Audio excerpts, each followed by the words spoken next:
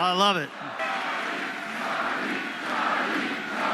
So they had a packed house in northern Utah last night. Turning Point USA returning to that state for the first event since the assassination of Charlie Kirk. Long lines stretching outside before the doors even opened. Security was super tight. Thousands packed the Utah State University Stadium. TPA USA contributor Alex Clark, speaking on the reach of Charlie's legacy. This is the biggest crowd Turning Point USA has ever pulled on a tour. We are witnessing the most powerful conservative youth movement in the history of America. I love you too. We're a family, aren't we? I'm not here to eulogize Charlie Kirk. I am here to pass the torch on to every single one of you. Tonight, each of us certainly feels the weight of this loss. But what we don't do, what we refuse to do, is bow to despair. Charlie Kirk did not spend his too short 31 years on this earth building a global movement so that it could all fall apart and we could cry over its ashes. He was building something that would outlast him.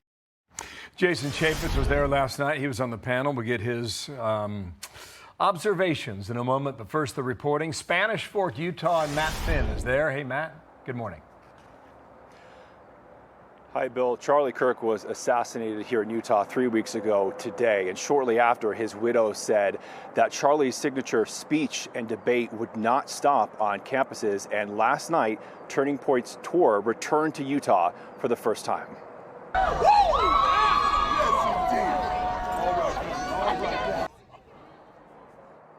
Thousands of people lined up hours before the event began inside the arena at Utah State University, about 2 hours north of where Charlie was shot.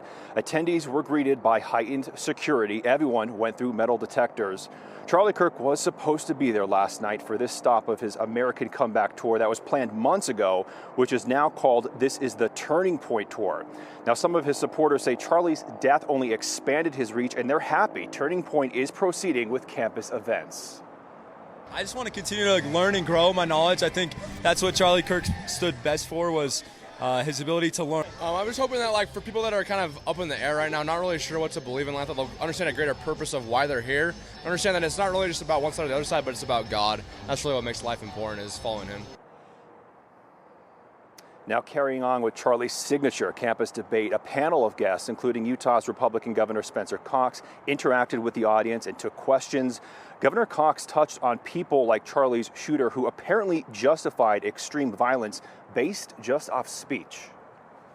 Because someone said something that you don't like, that's violence towards me, which then justifies me being violent towards this person for speaking. And that's exactly what happened in this case. And that is a destructive mind virus in our society today.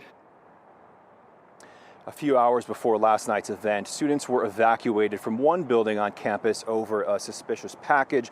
A bomb squad detonated the package that was deemed a non-explosive. And moving forward, Turning Point says it's not going to do outdoor events on campuses, at least for now, after Charlie was shot here from a roof. Back to you guys. All right, we'll wait until the accused is back in court, this time in front of a judge, not virtual, I understand. Matt Finn, thank you. Spanish Fork from there today. Dana. And Jason Chaffetz also spoke at the event last night. He gave an emotional account of a phone call that he had with President Trump after witnessing Charlie Kirk get shot. At the end of the conversation, I said, "Mr. President, how are you doing? You knew Charlie?" He said, "Yeah, this one really hurts." He said, "I don't know that I would be the President of the United States without Charlie Kirk." That's true. I really don't know. I know that Charlie was such a good friend, so inspirational, and did more for people under the age of 30 than anybody I've ever seen in our lifetime, and I hope that continues. It's so exhilarating to see so many people here. Just grab hold of that mantle and keep going. Don't ever slow down. And the Fox News contributor joins us now, Jason Chaffetz. You know, we're 3 weeks from that day, and I'm wondering, since you were there, you witnessed it, you're with your family, and having that chance to be with the crowd last night, nearly 6,000 in attendance last night, according to Andrew Colvett. He put that on X last night, saying that was like the biggest event. That lines were forming hours before. I'm sure that might not be a surprise to you, but I wonder about your observations since then. Well, it's not even an election year. I've never seen so many people under the age of 30 fired up and engaged and involved with politics. And when we talked about religion and faith and family and love of country, they cheered. I mean, that's so refreshing. That's something that Charlie was bringing out of the young people. And I tell you, that crowd was probably 90+% under the age of 30.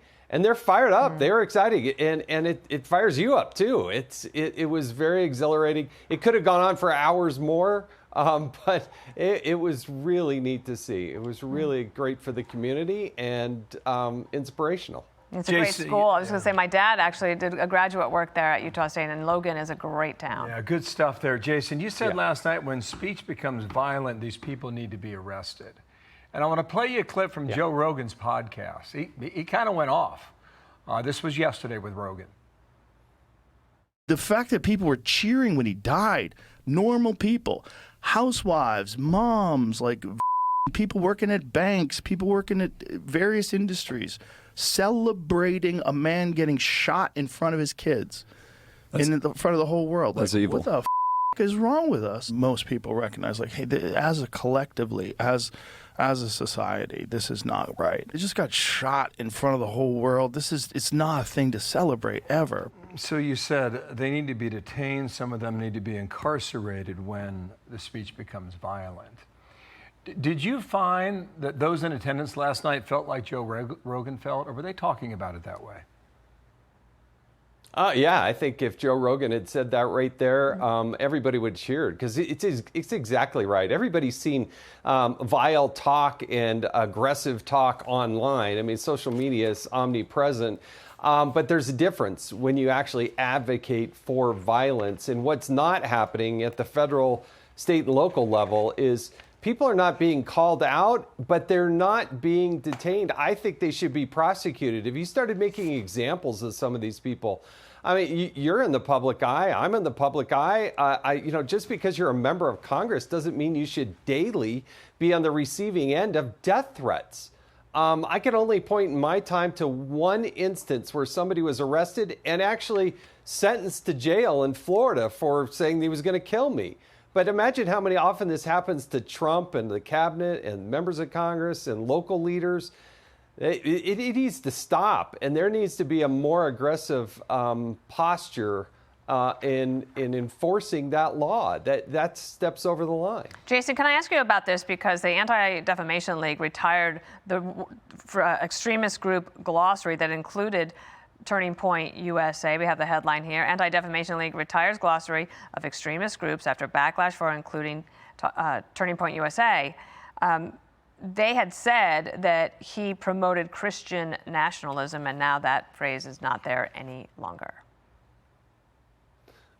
Yeah, well, you know what? Charlie proudly wore on his sleeve, and I think the 6,000 people that were there last night in northern Utah, they believe in Jesus Christ. They believe in Christian values. And you don't have to be a Christian. You can be Jewish. You can be a Buddhist, for goodness sake. But if you believe in something as opposed to nihilism, which is affecting the left, then that's actually productive, I think, for the country.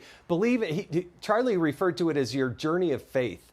And we're all going through that at some degree. But the people that have nihilism, that don't believe in anything, those are the people that we really need to worry about. Thanks, Jason. Thanks for being there last night and sharing your reaction with us today. Nice to see you. I'm Steve Ducey. I'm Brian Kilmeade. And I'm Ainsley Earhart. And click here to subscribe to the Fox News YouTube page to catch our hottest interviews and most compelling analysis.